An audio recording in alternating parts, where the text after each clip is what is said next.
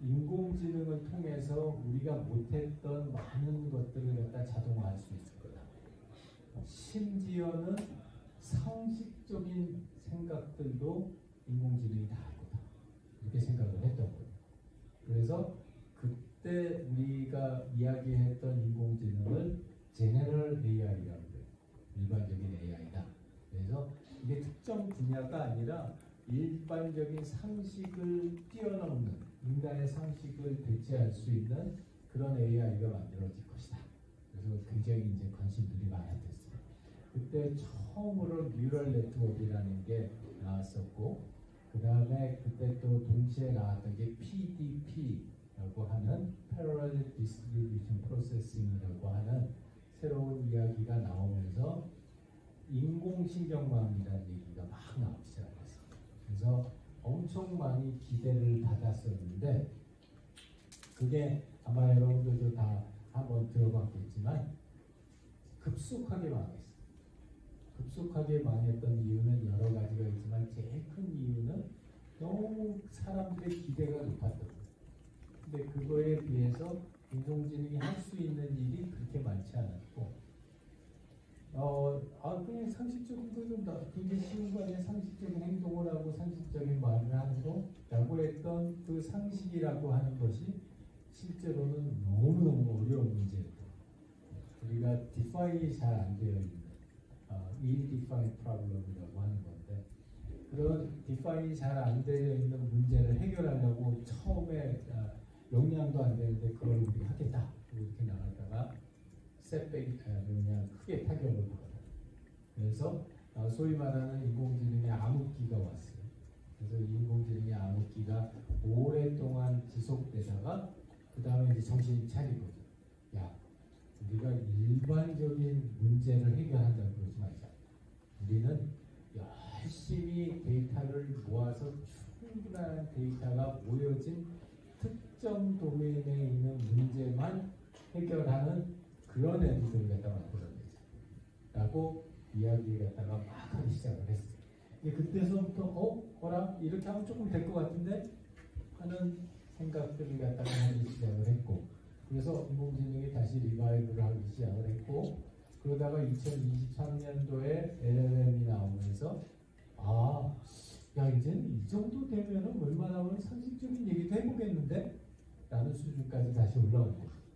그래서 한 번에 큰 딥다운이 있었지만 이제 그걸 갖다가 극복하고 나오면서 거기에 들어가는 세 가지 단계. 첫 번째가 센싱이죠. 센싱을 한다는 거는 인공지능이 어떤 의사결정을 하고 또 어떤 액션을 취하기 위해서는 거기에 필요로 하는 여러 가지 정보들이, 그런 정보들을 가지고서 이런 현명한 판단을 내리거나 또는 적절한 행동을 갖다 취할 수 있는 게 첫 번째 센싱 단계고요. 예를 들게 되면 이거는 지금 제가 하고 있는 회사에서 작년에 한 60만 명한테 판 서비스예요. 60만 명한테 판 서비스고, 이건 어떤 서비스냐면은 이렇게 화면에 스마트폰 화면을 갖다가 이렇게 보고 있으면 그 화면 속에 있는 사람이 현재 얼마나 스트레스를 받고 있는지를 갖다가 측정해주고, 그 다음에 이제 그거를 통해서 다른 사람들하고 비교했었을 때 얼마나 이 마음 건강이 심각한지 좋은지 하는 걸 건강 검진을 하는 그런 프로그램이에요. 그래서 작년에 한 60만 명, 올해도 한 60만 명에서 100만 명 정도한테 서비스를 사용하게 할 것 같은데, 이제 여기서 보게 되면은 이 앞에 있는 유의사항에 있어서 이게 이제 RPPG라고 하는 센서를 써요. 핸드폰에, 여러분 핸드폰에 다 있어요. 그 센서가. 그래서 그 RPPG라고 하는 센서를 써서 리모트로 여러분들의 스마트폰 카메라를 가지고 여러분들의 심박변이 도라는 거지. 그렇게 심박변이도를 갖다가 재면은 이 좋은 점은 보통은 심박변이도를 갖다 제대로 되려면은 종합병원에 가서 깜깜한 방에 들어가서 정밀 기계를 이용해서 30초를 재요. 그러니까 그게 굉장히 시간도 오래 걸리고 비용도 많이 드는데, 그걸 갖다가 그냥 본인의 집에서 편하게 잴 수 있게 하는 그런 애플리케이션. 그래서 작년에 좋은 성과를 갖다 거뒀는데, 이제 여기서 보게 되면은 그 인공지능 입장에서 저걸 갖다 센싱을 해서 이 사람이 얼마나 스트레스를 많이 받고 있나, 덜 받고 있나를 알려면은 이 RPPG 센서가 잘 작동을 해야 돼. 근데 이 RPPG 센서가 잘 작동하려면 제일 중요한 게 조명이에요. 조명. 왜냐하면 이 RPPG 센서는 우리 여기 눈두덩에 있는 우리 스킨, 그 피부에 미세한 색상 변화를 가지고 심장 박동을 추출해내요. 그래서 우리가 우리 눈에는 안 보이지만 우리가 가지고 있는 스마트폰에 있는 센서를 통하면은 우리가 심장이 한번 쿵쿵 할 때마다 피를 펌핑하면 여기에 있는 피부의 색상이 조금씩 바뀌어요. 아주 조금씩. 근데 그걸 갖다가 카메라 센서는 잡아낼 수 있어요. 근데 그런 걸 잡아내려면 조명이 적당한 각도에서 그 사람 얼굴을 갖다 비춰줘야 돼요. 근데 그런 것들을 갖다가 하기 위해서는 인터랙션이 필요한 거예요. 인터랙션이 어떻게 필요하냐? 사람들한테 지금 현재 상태에서는 각도나 조명이 적절하지 않으니까 어느 쪽으로 옮기라든지 이쪽으로 가라든지 하는 그런 형태의 인터랙션이 필요하고, 그런 인터랙션이 제대로 제공이 돼야지 그 인공지능 엔진이 해당되는 센서를 통해서 심장박동수를 갖다 측정할 수 있고, 이런 거 같은 경우에 보면은 인공지능만 있어서도 안 되고 HCI만 있어서도 안 돼요. 둘 간에 같이 협업을 했었을 때 그 사람의 심박 변이도라고 하는 거를 정확하게 잴 수 있다. 그게 전 세계적으로 심박 변이도를 60만 명 데이터, 120만 명 데이터를 가지고 있는 기관이 없어요. 그렇기 때문에 HCI하고 AI가 같이 협업을 하면은 전 세계에 아무도 가지고 있지 않는 데이터를 확보할 수 있는, 그 하나하나의 데이터의 가치는 어마어마하게 비싸요. 그래서 이런 것들이 그 센싱 분야에서 같이 HCI하고 AI가 협업했었을 때 만들어낼 수 있는 것. 그 다음에 두 번째는 추론. 우리가 이제 그렇게 해서 데이터를 갖다 쭉 했다. 그러면은 그 데이터를 기반으로 어떤 형태의 논리적인 전개를 통해서 무엇인가의 결론을 내야 돼. 이런 것들 갖다 우리가 리즈닝 단계라고 이야기를 합니다. 그래서 보통 추론 단계에서 이런 형태로 해서 수집된 데이터를 갖다 이제 해석하고 패턴을 찾을 수 있어요. 그러면은 아까 얘기했던 그 마음 검진이라고 하는 이 서비스에서 보게 되면은 우리가 어떤 그 사람들의 HIV 점수를 가지고 추론을 해봤을 때, 이 사람은 현재 이 전체적으로 분포가 이런 분포에 이쪽 빨간색이 좀 안 좋은 사람들, 이쪽 파란색이 좋은 사람들이라고 했을 때, 지금 오늘 그 검사를 받은 김진우는 한 요 정도로 나쁘다. 그러면 이게 눈으로 보게 되면은 아주 막 극단으로 아주 안 좋아서 병원에 갈 그런 상황은 아니지만 조금 그래도 좀 경계하고 이제부터 조심해야 돼. 그런 정도가 되는 거죠. 그러니까 이런 데이터를 갖다가 뽑아줄 수 있기 위해서는 주어진 HIV 데이터를 바탕으로 해서 기존에서 축적된 데이터들을 갖다가 다 처리를 해서 그 데이터로부터 이런 데이터가 이만큼 모인 걸 바탕으로 해서 우리가 추론을 해봤을 때 아마 이 사람은 지금 요 정도로 심각한 스트레스를 받고 있는 것 같아 라는 말을 해줄 수 있다. 또 이것도 마찬가지로 데이터를 갖다 수집하였고 그 데이터가 수집된 걸 갖다 사람들한테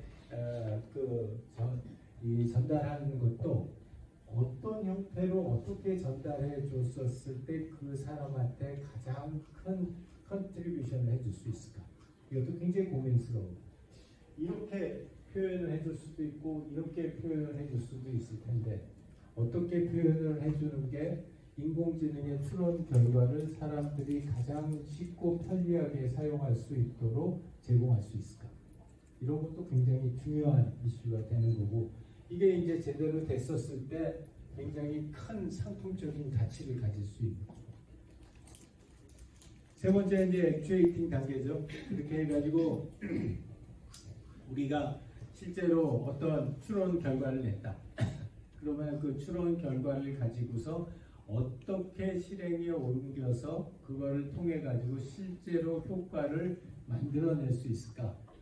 예를 들어 본다면 이 실행 단계에 있는 것 중에 하나가 이거는 알즈가드라고 하는 서비스예요. 이 서비스는 어떤 서비스냐면은 그 어르신들 중에서 치매 전 단계를 우리가 경도인지 장애라고 하는데, 그 경도인지 장애 단계에 있는 어르신들에게 본인들이 어떤 분야가 얼만큼 나쁘기 때문에 그쪽에 얼마나 많은 그 훈련을 해서 이 치매에 안 걸리게 해드릴 수 있나, 를 갖다가 제공하는 훈련 프로그램이에요.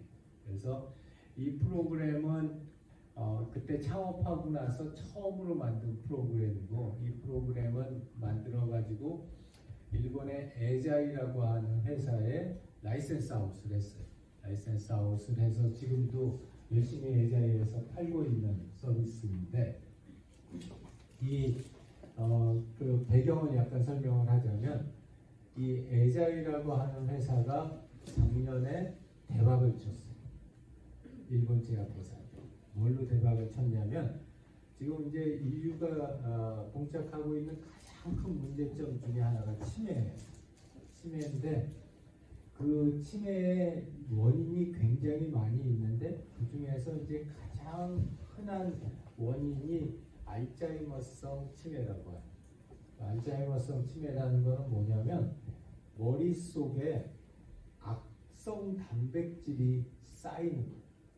그 악성 단백질이 많이 쌓이게 되면은 해당 부분에 있는 머리의 세포가 죽어버려요. 활동을 못해요. 그러면 그 해당되는 부분을 머리에서, 두뇌에서 수행했던 기능들을 더 이상 수행할 수 없게 돼요. 그래서 그 가장 대표적인 악성 단백질이 아밀로이드 베타라고 하는 악성 단백질하고 타우라고 하는 악성 단백질이 있는데, 이게 여러분 생각해보면 여러분 머리는 어마어마하게 잘 보호가 되어 있잖아요. 이게 되게 딱딱해요. 되게 딱딱해서 이 머리를 뚫고서 뭘 갖다 넣는다는 게 되게 어려운 거예요. 그러다 보니까 머릿속에 쌓여진 악성 단백질을 제거할 수 있는 방법이 없어요. 그러니까 이게 불치병이 돼요. 그래서 어르신들이 치매 진단을 받으시면은 10년, 15년 이렇게 길게 가시다가 돌아가시는데, 그럴 수밖에 없는 게 작년까지의 일이었어요. 근데 이 에자이라고 하는 회사가 작년에 여기에 쌓여져 있는 악성 단백질을 제거할 수 있는 약을 만들었어요. 물론 다 제거하는 건 아니지만, 그렇지만 제거할 수 있는 약을 만들어서 작년에 미국 식약처에서 허가를 받았어요. 그러니까 어마어마하게 큰 사건이 작년에 발생을 한 거죠.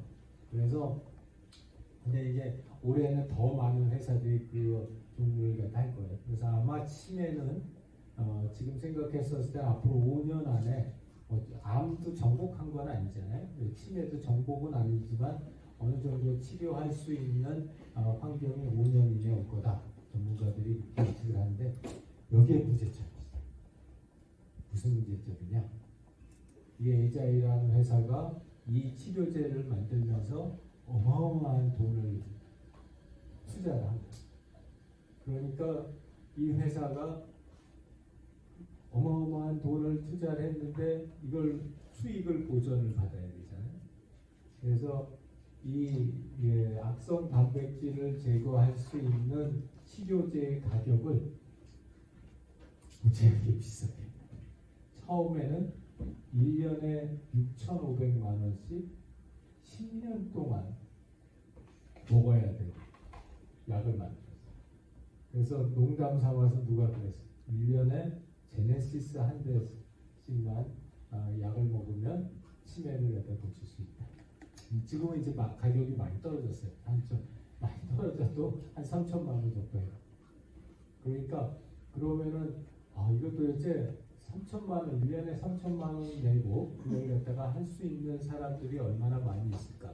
더 나아가서는 3천만 원을 내야 될 필요가 있는 사람은 누구고 내지 않아도 될 사람은 누구냐? 이런 것들을 갖다 파악하는 게 이제 굉장히 중요해져. 그래서 이 서비스는 이제 그런 용도로 해서 만들어져서 당신은 여기서 조금만 이렇게 열심히 운동하게 되면 굳이 3천만 원짜리 안 맞아도 된다.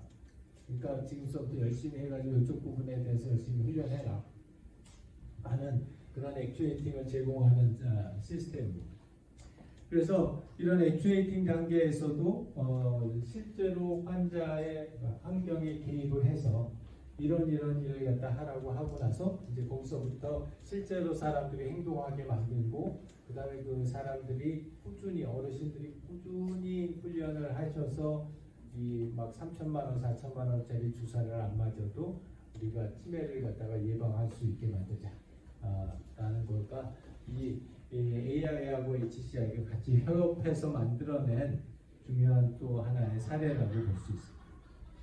자, 그래서 여기까지가 HCI하고 AI의 관계가 센싱과 리즈닝과 액추에이팅 세 가지 단계에서 다 협업을 하는 단계가 됐다는 거고, 그렇기 때문에 우리가 HCI 1.0이나 HCI 2.0과 가장 큰 차이를 보이는 가장 큰 차이점은 HCI 3.0에서는 AI라고 하는 것이 가장 중요한 협업의 파트너가 됩니다.